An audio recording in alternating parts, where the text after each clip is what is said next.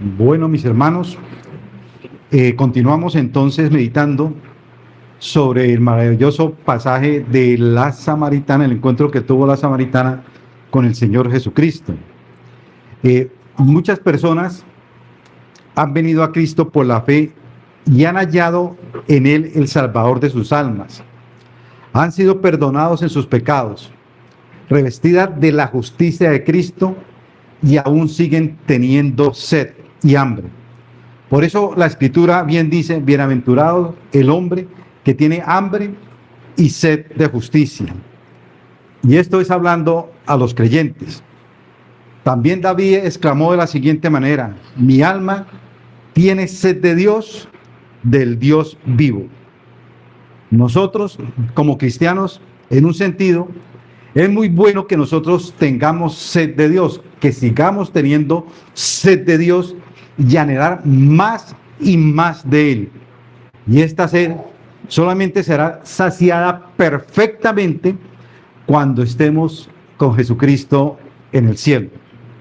En otro sentido, las personas que hemos venido a Cristo en fe y arrepentimiento, por la gracia del Señor, viéndolo como nuestro Señor y Salvador, hallando en Él el Salvador de nuestras almas, ya no tenemos más sed.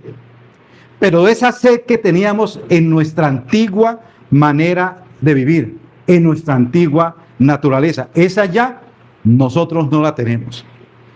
De calmar nuestra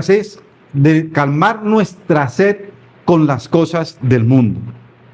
El día que vinimos nosotros a Cristo y lo vimos como Señor y Salvador, perfectamente apropiado para nuestra necesidad de pecado, ese día nuestra sed fue saciada.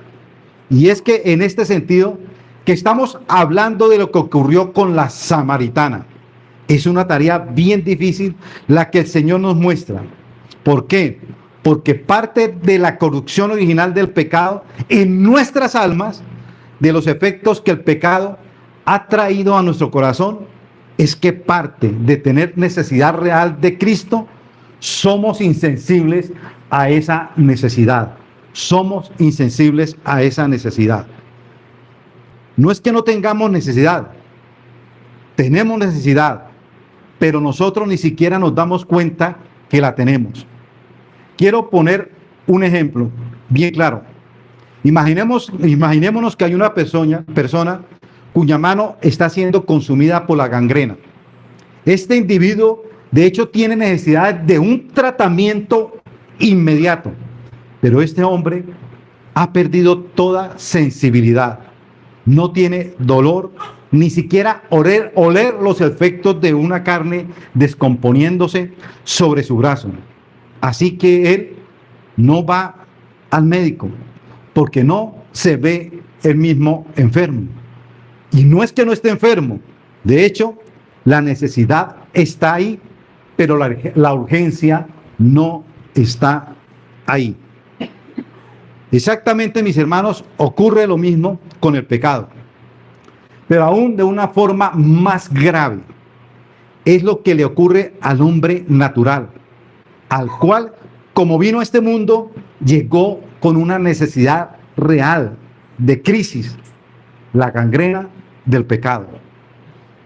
Lo ha empezado a consumir desde antes de ver este mundo.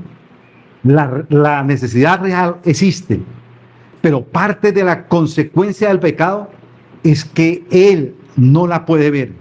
Está enceguecido a la realidad del pecado en su alma. Por allí, uno que otro olor percibe el pecador, pero no es tan grave. Se puede vivir con ello, dice el pecador, el hombre natural. Éramos enfermos exhibiendo nuestra gangrena pecaminosa y la exhibíamos con orgullo. Así que el ofrecimiento del Señor es: yo soy el agua de vida. Ofrezco vida eterna a causa de su muerte espiritual. Soy fuente de agua eterna por la sequedad y la erosión del alma. No es algo que el ser humano le sea prioritario. Esto no es prioritario al ser humano. Por eso el Señor le dice a la samaritana: si supieras, mujer, el ofrecimiento que te estoy haciendo? Tú vendrías a mí a pedir agua y con gusto yo se la daría. Y con gusto yo se la daría. Hermano, nos estamos encontrando entonces con una conversación que el Señor Jesucristo tiene con la mujer samaritana. Hasta ahora ha sido claro, pero bien claro el ofrecimiento que el Señor Jesús le hace a esta mujer. Pero vamos a darle el beneficio a esta mujer, el beneficio de la duda. ¿Sí? El Señor le dice en Juan 4:10,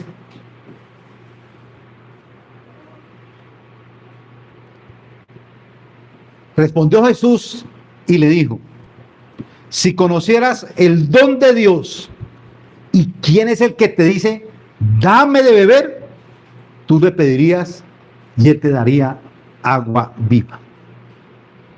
Vamos a suponer que esta mujer no entendía el mensaje. Lo que ella entendió fue que el Señor Jesucristo le estaba ofreciendo agua de un pozo, no agua viva. Es decir, agua corriente. Hasta ahí podemos decir, bueno, la excusamos de no haber entendido el mensaje. Pero miremos las palabras siguientes del Señor en Juan 4, del 13 al 14.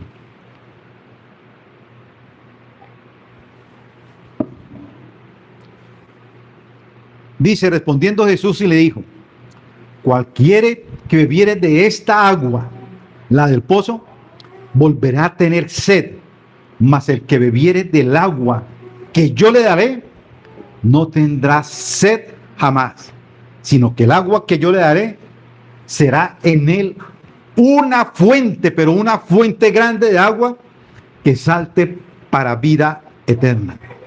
Y creo que estas palabras son muy, pero muy claras. ¿Cuál era el ofrecimiento del Señor Jesús a ella? Que no volverá a tener sed. Agua que brote para vida eterna. Agua que yo, dice el Señor Jesucristo, te la daré. Así que ella entendió el punto en ese momento. Si es que no había entendido antes el mensaje de Jesucristo, por eso apresuró su respuesta. Pero tal vez estas palabras fueron hechas de una manera muy irónica. Porque mire lo que ella dice en Juan 4:15. Señor le dijo, la mujer le dijo, Señor, dame esa agua para que no tenga yo sed, ni venga aquí a sacarla. Algo como así. Tú viniste a mí pidiéndome agua y me hace ese gran ofrecimiento de agua eterna de vida. Ella le dice, pues realmente no lo creo. Ahora yo quiero ver de dónde la sacas. Y el Señor misericordiosamente toma sus propias palabras. Señor, dame de esa agua. A menos que ella entienda su necesidad espiritual, ella no diría esas palabras con toda sinceridad. La importancia era que ella supiera y entendiera esa necesidad espiritual que ella tiene. Seguramente la respuesta de esta mujer no fue con sentido, fue algo superficial. Y el Señor entonces hace lo que generalmente hace cuando está aplicando el evangelio a un individuo. Hacerle ver primero su necesidad, y es como si a la persona de la gangrena le activáramos sus sentidos. Y cuando la persona despertara a sus sentidos, todo su ser va a ser consciente de la enfermedad que sí tiene. Y eso es muy importante. Realmente en nosotros, al poder evangelizar, debemos de llevar a las personas a la necesidad que ella tiene, o mostrarle realmente su pecado, cuál es la verdadera sed que ella tiene. Y la verdadera sed que todo mundo nace es ser salvo, es la salvación, y es llevar a la persona a esta gran necesidad que tiene ella. No es como dije esta mañana, no es decirle, no, es que Dios te ama. ¿Cierto? No es que Dios te ama. No, mire lo que Jesucristo hace. Y siempre que usted va a Jesucristo predicándole a alguien, siempre va a la necesidad de la persona. Siempre va mostrándole ¿qué? Su pecado y su necesidad que tiene de ¿qué? De salvación. Así que el Señor va a hacer esto mismo. Él sabe que ella no verá su necesidad que ella tiene, pero que no se da cuenta del don de Dios, de lo que se le ofrece, a menos que le haga saber de esta gran necesidad. Y por eso el Señor le dice, ve y llama a tu marido. Estas palabras del Señor, el Señor estaba metiéndose en el corazón a ¿quién? A ella. Él quería que ella mirara la gran necesidad que ella tenía. Uy, el Señor es muy frentero. A mí me admira las cosas del Señor. Así que la mujer que se había explayado en explicaciones antes, respondió con 3 palabras. No tengo marido. Y punto. El Señor sabe a dónde va y dice, perfecto. Eso es cierto lo que usted está diciendo. Tú no tienes marido, porque tú has tenido 5 maridos y el que tienes ahora no es tu marido. Yo creo que esa mujer quedó con la boca abierta, sorprendida de lo que el Señor le estaba ¿qué? Diciendo. Tal parece que aquel que estaba hablando con ella conocía más de su corazón de lo que ella estaba pensando, y entendiendo que ella recibe una punzada grande en su alma. ¿No crees que tienes necesidad de esa agua? Pues déjame repasar tu vida en un solo punto. Tu moralidad, o más bien tu inmoralidad. ¿Qué te parece si tocamos esto aquí? Así que ella entiende y responde: Señor, me parece que tú eres profeta. La conversación va avanzando. Primero le dice: ¿acaso eres tú mayor que nuestro padre Jacob y me parece que tú eres profeta? Ella ya empezó a interiorizar su búsqueda del Señor. Hermanos, es una misericordia no pequeña que el Señor haga eso con nosotros cuando vinimos a Cristo. Es una misericordia muy, pero muy grande, que el Señor nos haya llegado de esa manera, mostrándonos a nosotros el pecado. Esto es incómodo, pero el Señor hace ver la necesidad de Cristo, mostrándonos, activando nuestros sentidos espirituales para que podamos ver el tipo de persona que nosotros somos. Y dígame si no, antes de ser cristianos, antes de haber aceptado la obra de Cristo en la cruz, nosotros nos sentíamos buenos. Sí, nosotros, uy, no. Y eso sí, y mejor dicho, no teníamos, mejor dicho, levitábamos. ¿Sí? Y entonces, cuando el Señor viene a nosotros y nos muestra que no era uno tan bueno. Y aún uno muchas veces, siendo creyentes, nos creemos muy buenos. Muy buenos. Hasta el momento, cuando nos creíamos buenas personas, con uno o con otro defecto, pero no tan grave. El día que vinimos a Cristo, seguramente nos pudimos ver tal como nosotros somos. 4:15. La mujer le dijo: Señor, dame esa agua para que no tenga yo sed, ni venga aquí a sacarla. Algo así. Tú viniste a mí pidiéndome agua y me hace este gran ofrecimiento de agua eterna de vida. Realmente yo no lo creo. Ahora quiero ver de dónde las vas a sacar. Y el Señor misericordiosamente toma sus propias palabras: Señor, dame esa agua. A menos que ella entienda su necesidad espiritual, ella no diría estas palabras con toda sinceridad. Seguramente la respuesta de esta mujer no fue con sentido, fue algo superficial. Y el Señor entonces hace lo que generalmente hace cuando está aplicando el evangelio a un individuo. Hacerle ver primero su necesidad.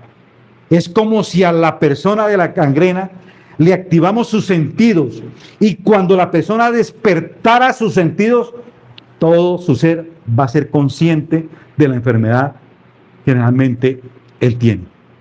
El Señor tiene que despertar en nosotros primero el sentido, mostrarnos la necesidad para poder ser conscientes de que sí somos pecadores, que venimos a este mundo en pecado y que necesitamos el agua viva. Así que el Señor va a hacer esto mismo. Él sabe que ella no verá su necesidad que ella tiene, pero que no se da cuenta del don de Dios, de lo que se le ofrece, a menos que le haga saber de esta necesidad. Y por eso el Señor le dice: ve y llama a tu marido. Así que la mujer, que se había explayado en explicaciones antes, respondió con 3 palabras: no tengo marido. Y punto. El Señor sabe a dónde va y dice: perfecto. Eso es cierto. Has dicho, 5 maridos has tenido, y este es el 6º. El que tienes ahora no es tu marido. Tal parece que aquel que estaba hablando con ella conocía más de su corazón de lo que ella estaba pensando, y entendiendo que ella recibe una punzada en su alma, le dice el Señor: ¿no crees? ¿No crees que tienes necesidad de esta agua? Pues déjame repasar tu vida en un solo punto. Tu moralidad, o más bien, tu inmoralidad. ¿Qué te parece, mujer, si tocamos esto? Así que ella entiende y responde: Señor, me parece que tú eres profeta. La conversación va avanzando. Primero dice: ¿acaso eres tú mayor que nuestro padre Jacob? Y me parece que tú eres profeta. Ella ya empezó a interiorizar su búsqueda del Señor. Hermanos, es una gran misericordia, y no pequeña, que el Señor haga eso con nosotros cuando vinimos a Cristo. Sé que eso fue muy incómodo para nosotros, pero el Señor hace ver la necesidad de Cristo, mostrándonos, activando nuestros sentidos espirituales para que podamos ver el tipo de persona que nosotros somos. Hasta el momento, cuando nos creíamos buenas personas, con uno o con otro defecto, pero no tan grave, el día que vinimos a Cristo, seguramente nos pudimos ver tal como nosotros somos. Sentimos vergüenza de lo que vimos en nuestro interior. Y por primera vez, mis hermanos, nos vimos tal como somos. Y pudimos entender. Y esto es una gran misericordia de Dios que nos hace a todos. Y el Señor Jesucristo lo hace así con la samaritana. Hermanos, y esto da paso a un asunto que es un desafío para interpretarlo. La mujer le cambió abruptamente el tema al Señor Jesucristo, como diciendo: hola, Señor, ¿también qué íbamos? ¿Y me sales con esto? ¿Y tú me sales con esto? También quedamos ahí en la conversación, pero tú me sales con esto, Señor. Tremendo. Entonces el Señor la tiene ya arrinconada, como arrinconó a Nicodemo, y la mujer le resulta hablando de otro tema, cambiándole el tema, como que no le gustó, y parece que el Señor se dejó cambiar el tema, y la conversación tomó entonces otro rumbo. Miremos qué nos dice Juan 4, del 19 al 20.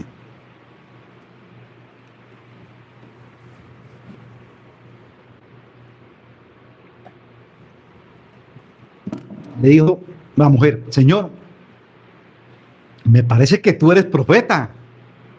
Nuestros padres adoraron en este monte, y vosotros decís que en Jerusalén es el lugar donde se debe adorar. ¿Sí ve cómo le cambia? Le va cambiando ella como la conversación. Hermanos, ¿sí entendieron lo que pasó allí? ¿Sí lo entendieron o no? Déjeme decirle. Íbamos hablando de la vida de la mujer, su necesidad del agua. Y ella dice, nuestros padres adoraron en este monte, y ustedes dicen que es en Jerusalén. Pareciera que la mujer se salió del tema. Y si lo miramos más cuidadosamente, la mujer hasta el momento se vio acorralada por lo que el Señor le estaba diciendo, y el Señor lo que está buscando es darle el agua viva y le está haciendo ver su gran necesidad. Así que cuando ella ve la necesidad real que tiene de Dios, estando abrumada por esta sensación que está viviendo, evidentemente necesitó a Dios. Siente un afán de buscar a Dios. Pero la solución que ella propone es una solución muy, pero muy natural. Ella razona bien. Necesito a Dios. Ella lo aceptó. Entonces dime, ¿en dónde debo buscarlo? ¿En Jerusalén o aquí? Sé que necesito a Dios, pero tengo un gran problema. Soy samaritana y se me ha instruido que para buscar a Dios debo buscarlo ¿dónde? En este monte, en el monte de Jacob, donde está el pozo. Ella todavía tenía eso. Sí tenía la necesidad. Y va y le sale con esto a Jesucristo, pero Jesucristo tenía ya respuestas más avanzadas. ¿Para qué? Para darle. Pero ahora usted me está ofreciendo esto siendo un judío. Así que debo entender que usted dice que es en Jerusalén donde se debe buscar a Dios. Hermanos, esto es una respuesta muy, pero muy natural. Y es muy a la forma como nosotros reaccionamos. Hermanos, no es tan difícil encontrar esta respuesta. Más bien, esta respuesta es muy común. Cuando usted le hace ver a una persona su vida pecaminosa y su necesidad de Dios, ellos van a razonar. Y muchas veces lo van a hacer de la siguiente manera. Entonces, ¿cuál religión escojo? ¿O a qué religión entonces me acojo? ¿Hacia dónde voy? Es que hay mucha variedad de religiones. Hay mucha confusión. ¿Hacia dónde voy? Y eso es una manera de razonar. Y muchas personas razonan de cómo debo buscar a Dios. Sé que tengo un corazón corrupto. Ten misericordia de mí. Entonces, ¿a cuál religión me adapto? ¿A cuál religión me adapto? ¿A qué costumbres y ritos? ¿A los de los samaritanos o a los ritos de qué? De los judíos. ¿A dónde me acojo? ¿A los ritos de los samaritanos o a los ritos de los judíos? Ella pensó seguramente que la solución vendría al adaptarse a su religión samaritana, o bien sea adaptarse a la religión judía. Hermanos, nuestra solución hacia el problema del pecado siempre va a ser una solución ritual y de formas. Una solución ritual y de formas. Es una solución, es muy satisfactoria y es muy cómoda. Las personas se quieren acomodar a donde ellos ¿qué? Les parece. Donde les parece bien, que realmente allá se va a encontrar ¿a quién? A Dios. Hermanos, otra marca que nos dejó el pecado es que nosotros queremos solucionar los problemas del alma con ritos y fórmulas externas. Ritos y fórmulas externas. ¿Cuál es la solución de las personas? Que la falda me quede abajo de los tobillos, o que ¿qué? O que no me maquille. ¿Ritos qué? Externos. Que la falda me quede bajo los tobillos y que no haya maquillaje. Podemos hasta aplaudir esto, mis hermanos, pero esa es una solución externa. Puedes hacer todo eso, lo que usted quiera, y el alma quedará sin ser tocada. Otros pueden decir, zapatee, grite y reclame, y haga esto otros. Pero estos son puras soluciones externas, fórmulas, ritos, hábitos que externos. La Samaria razonó como todos tal vez hubiéramos razonado en nuestro estado natural. Sé que soy pecador. ¿Qué tengo que hacer? Ese es el punto de esta discusión. El hombre razona acerca de qué religión y costumbres debo corregir. ¿Qué debo hacer o no debo hacer? Pero eso comprueba más nuestra pecaminosidad y muchos pueden identificarse con las palabras que dijo Isaías 29:8. ¿Cuáles fueron las palabras de Isaías 29:8? ¿No está? Entonces vamos a la palabra del Señor. Isaías 29:8.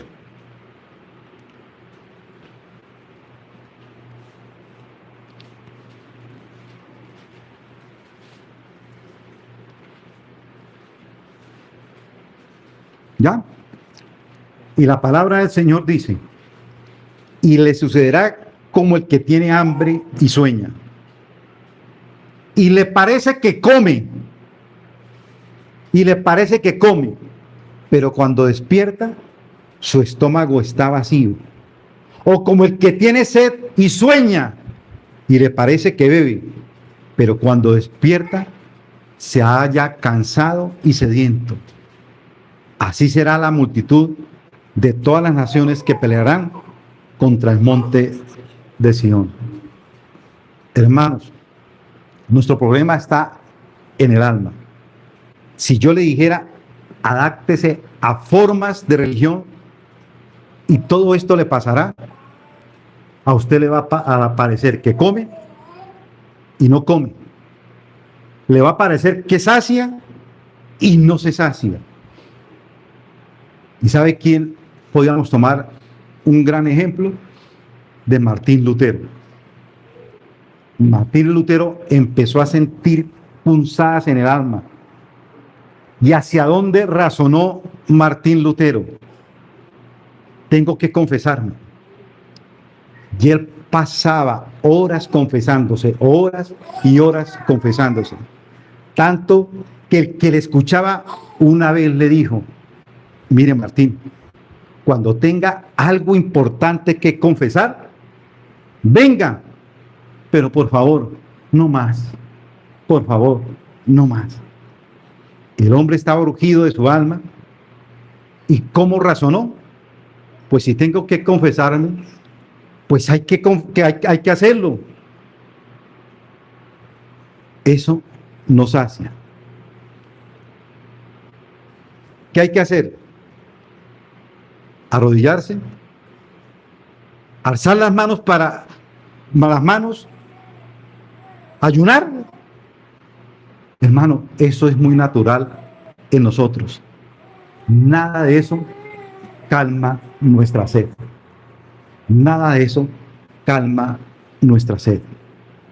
Así que el Señor, ¿qué es lo que hace? Ubica a la mujer con estas palabras. Juan 4:21. Juan 4:21. Jesús le dijo, mujer,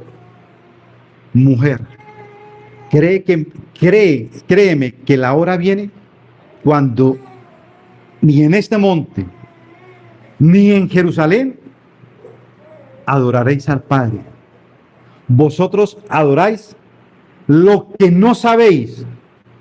Nosotros adoramos lo que sabemos. ¿Por qué? Porque la salvación viene de los judíos. Mas la hora viene, y ahora es cuando los verdaderos adoradores, y por favor repita esta palabra, adorarán al Padre en espíritu y en verdad. Porque también el Padre, ¿qué dice? tales adoradores busca. ¿Qué adoradores busca el Señor? Adoradores en espíritu y ¿qué? Y verdad. Dios es espíritu. Y los que le adoran en espíritu y en verdad, es necesario que le adoren. Hermano, qué palabras tan esperanzadoras. El Señor le está diciendo a esta mujer: mujer, veas tu necesidad de Dios. Viene el momento cuando esa pregunta que tú haces no tendrá ningún sentido. Porque el que quiere buscar a Dios y adorarle, lo va a adorar. Y lo va a hacer en espíritu y en verdad. Lo va a hacer en espíritu y en verdad. El Señor levantó la discusión. Pero no la discusión entre el monte y el templo. Él la levantó y dijo: mira, mujer, Dios es espíritu.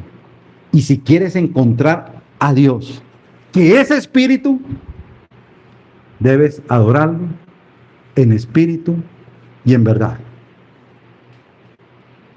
Allí el Señor va a señalarle que el problema es del corazón. Y al menos que de corazón busque a Dios, no hallarás esa fuente de agua viva.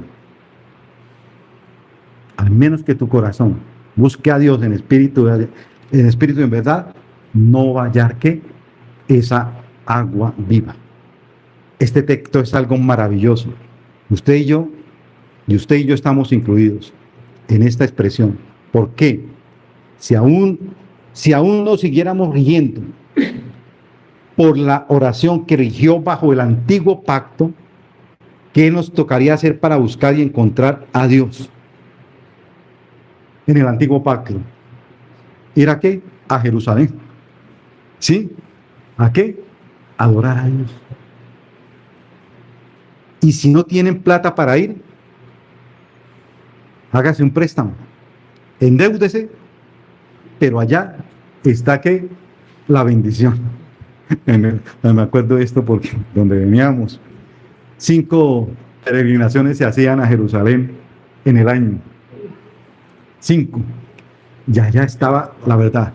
Allá usted lo va a cambiar el Señor. Allá usted va a orar en el muro de los lamentos. Allá usted va a coger un papelito y lo vamos a meter entre las endijas del muro de los lamentos. Y allá Dios le va a perdonar.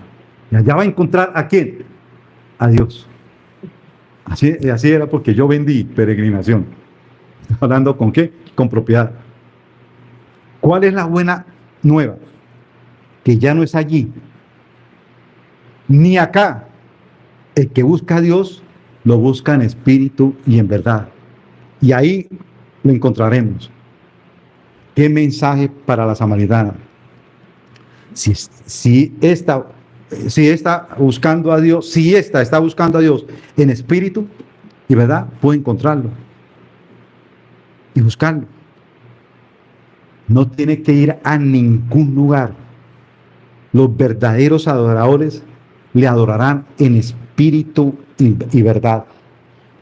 Las personas debían que mirar a Dios, el don de Dios que es Cristo, y lo deberían mirar por fe, espiritualmente hablando.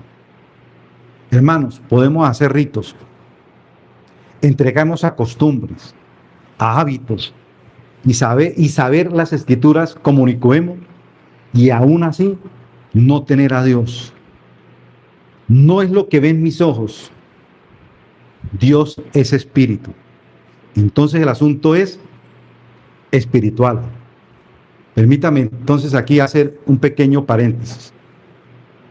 Vamos a resultar con formas de que muchas veces hacemos formas de que de adoración. Pero el problema está en que la persona natural, el primer impulso va a ser buscar a Dios en las formas, como si adaptándose a las formas de religión, encontramos nosotros que a Dios. Y muchas formas se han inventado muchas iglesias para buscar realmente a quién, a Dios. pero a Dios se busca en espíritu y verdad. Las formas pueden surgir de la búsqueda de Dios, pero si estas formas se ponen como requisito para encontrar a Dios, téngalo por seguro que no lo vamos a encontrar. Además, Dios mismo, según sus palabras, es el que quiere que le busque, como dice. También el Padre, tales adoradores busca que le adoren. Dios anda en búsqueda de personas que quieran adorarle espiritualmente, pero de acuerdo a su palabra. No es una opción. Dios es espíritu. Y los que le adoran en espíritu y verdad, es necesario que le adoren. Y esto no viene de formas externas, por ritos. Y yo entiendo nuestra debilidad de corazón. A veces se nos pregunta esto, hermano. A veces me han preguntado, cuando yo oro, ¿qué es lo primero que debo hacer? ¿Dar gracias a Dios o la confesión de pecado? Y se me ha preguntado, pero déjeme decir, hermano, yo puedo contestar, yo no lo sé. Yo no lo sé. Yo no lo sé. Ora a Dios. Ora usted a Dios en espíritu y verdad. Y si oro levantando las manos o no, ¿cuál Él escuchará mejor? Pues no sé. No sé. Y si ayuno o oro, ¿qué es más efectivo? Hermano, rompe con la forma de religión. Deberías preocuparte por adorar a Dios en espíritu y verdad. En espíritu y verdad. Hermano, ora de corazón, con un espíritu quebrantado. Dios no desecha eso. Es lo único que sabemos en las Escrituras. Y no es que no haya formas verdaderas. A veces no hemos roto en nuestra mente con las formas de religión. La manera adecuada de adorar a Dios no está suscrita a ningún lugar. Es decir, Dios está aquí. Dios está aquí, pero no porque Dios debe estar y se ha comprometido a estar dentro de estas 4 paredes, dentro de la iglesia. Dios está aquí porque está reunida aquí en su iglesia. ¿Usted ha entendido que la iglesia no son estas 4 paredes? La iglesia somos todos, ¿qué? Nosotros. ¿Los hijos de qué? De Dios. Todos nosotros conformamos, ¿qué? La iglesia. Entonces a Dios se le busca espiritualmente. Dios le dice a la mujer, ¿quieres beber del agua? ¿Quieres beber del agua? Lo puede hacer aquí y ahora. ¿Pero por qué? Por fe. Por fe. Pero hay un problema con esto, de la religión formal.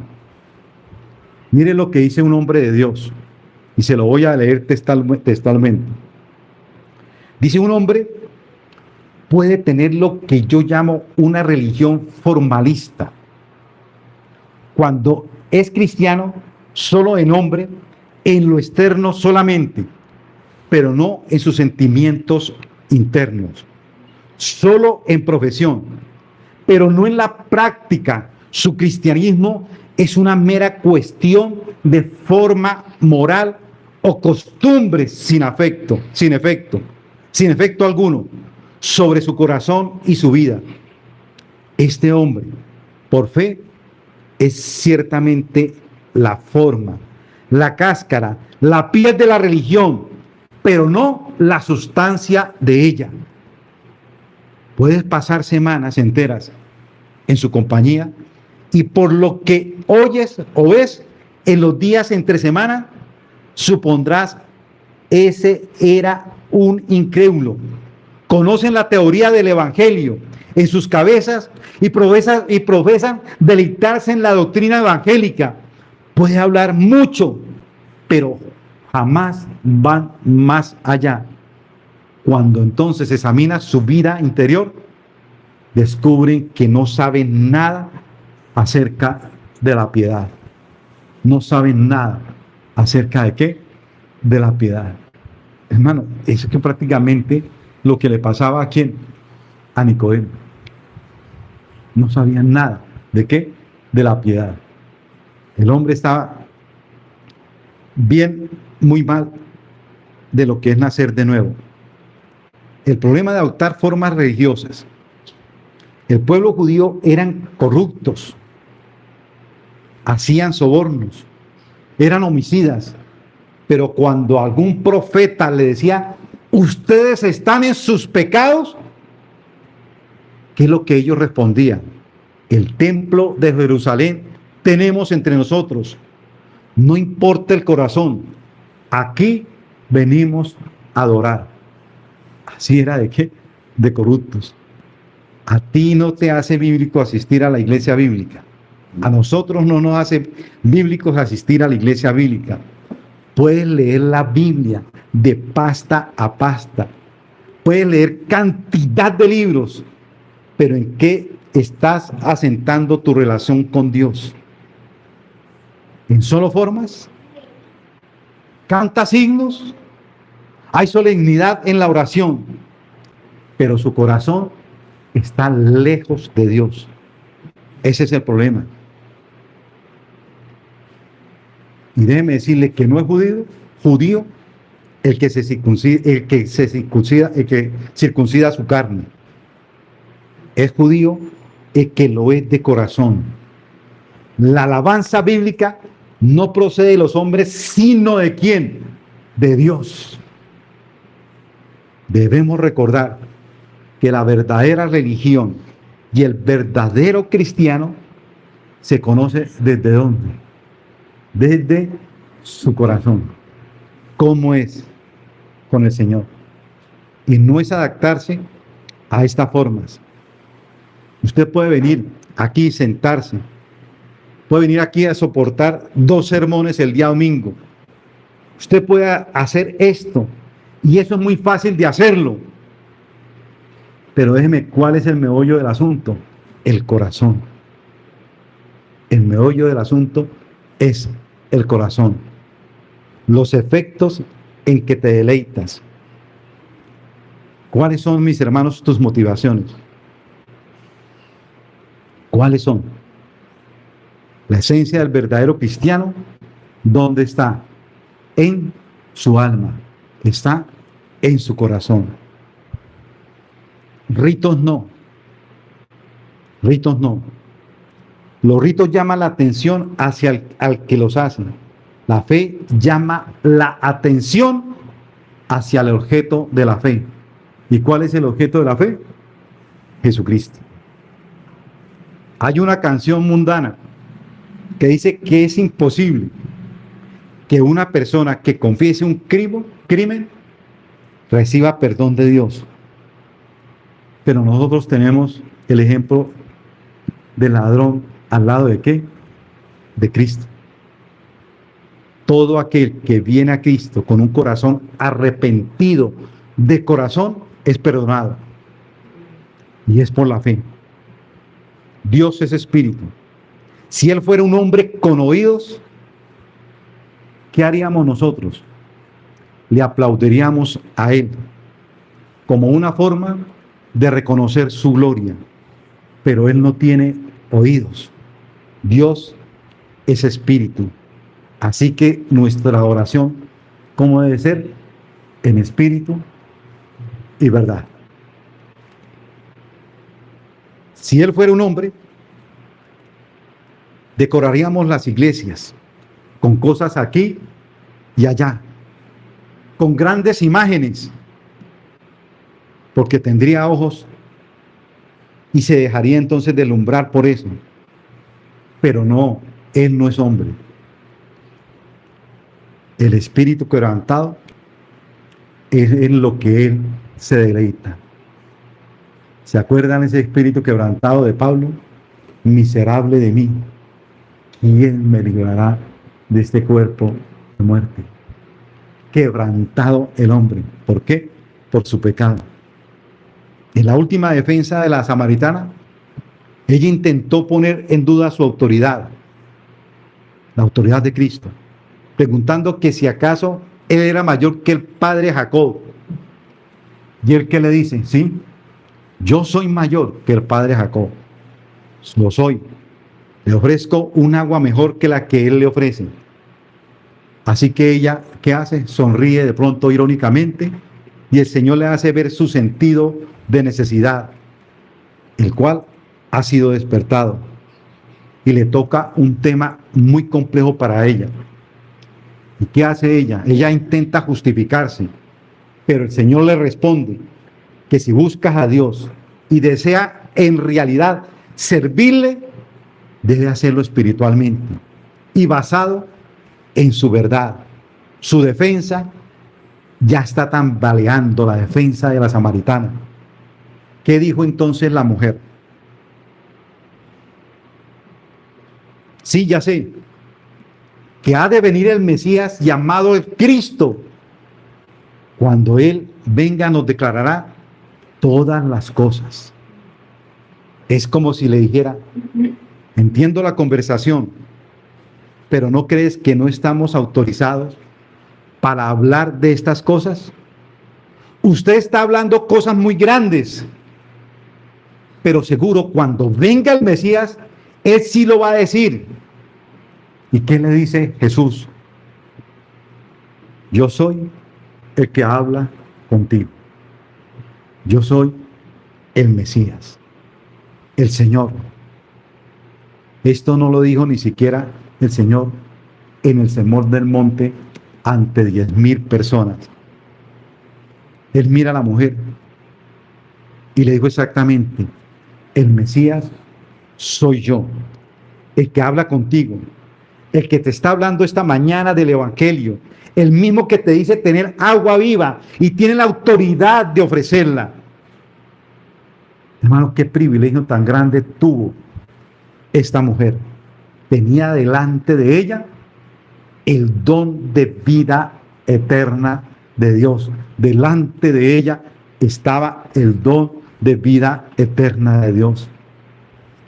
Y esta mujer que amaneció pensando en traer agua, ¿qué sucedió? ¿Qué sucedió? Se devolvió bebiendo a raudales gracias de vida eterna.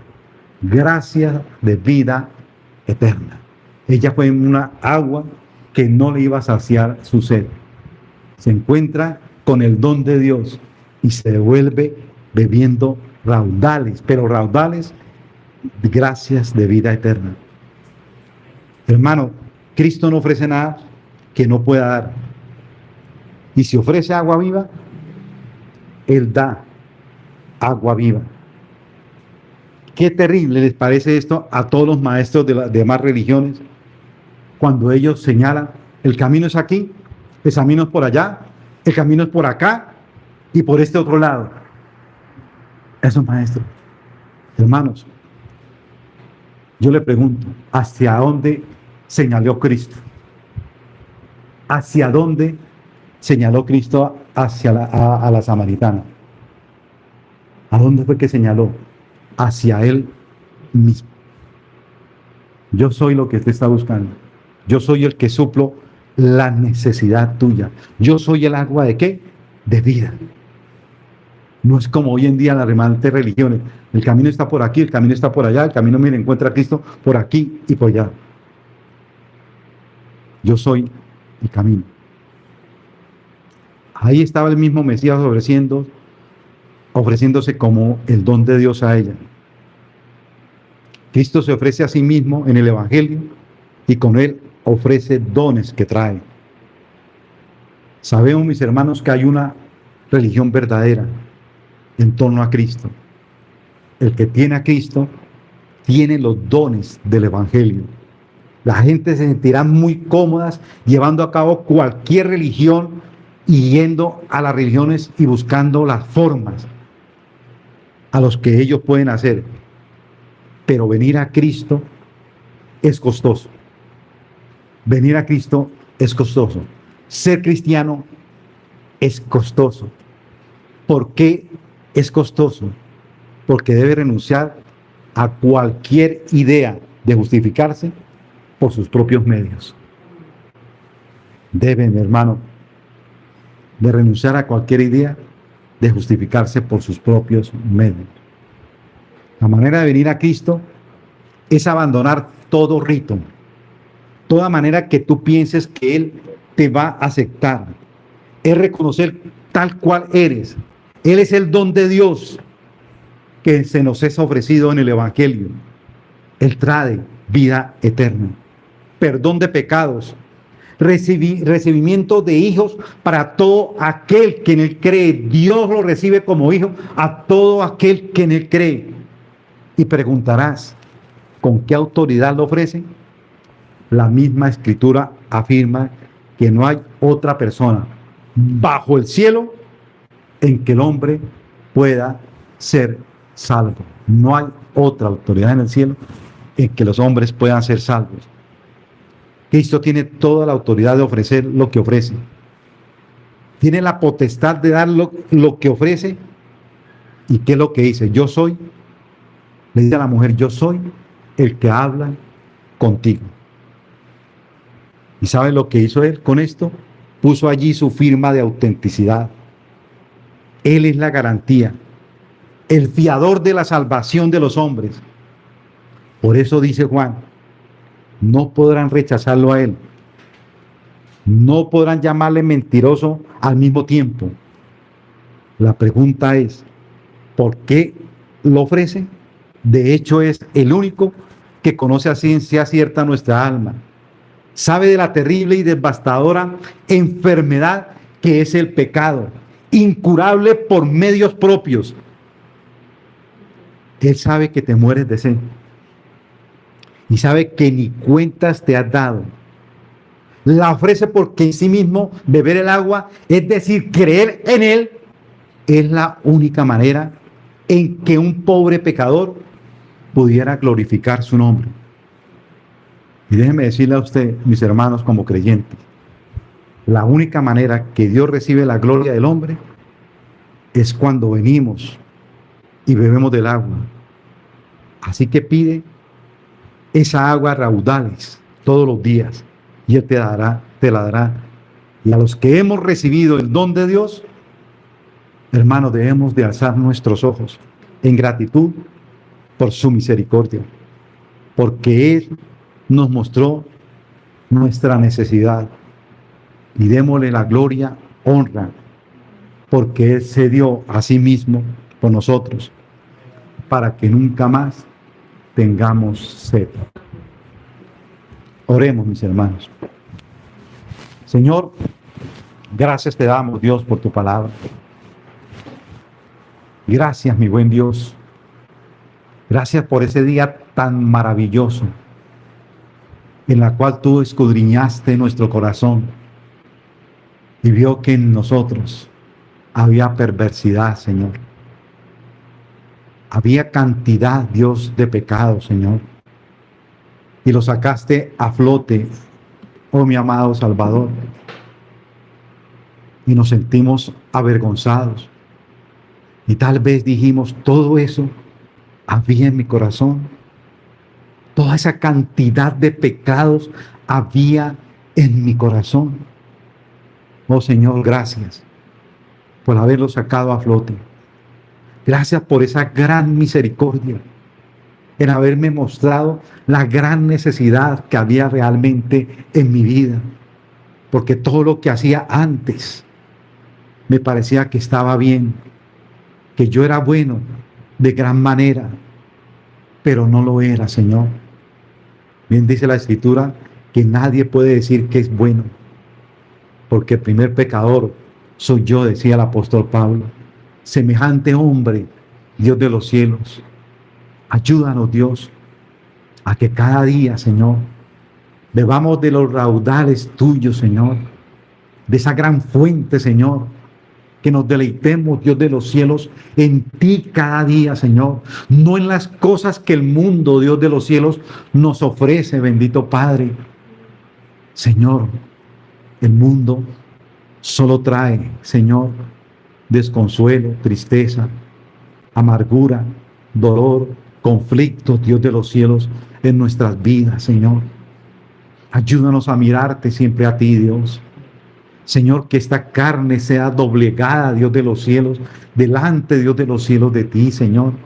Porque son los elementos que Satanás, Dios de los cielos, Padre Santo, emplea para hacernos pecar, Dios de los cielos, para caer en sus garras, Dios. Ayúdanos, Dios, a tener más fe en ti, a caminar, Dios de los cielos, contigo. Señor, a emplear el escrito está, la verdad, Dios, como nos compartía el hermano Samuel esta mañana en la escuela dominical. Apretarnos el cinturón de la verdad, oh Dios. Así tiene que ser, Señor, porque esta batalla es ardua, Señor. Y el león anda como león rugiente, esperando a quien devorar. Oh Señor, somos débiles, lo reconocemos, pero en ti somos fuertes, Señor.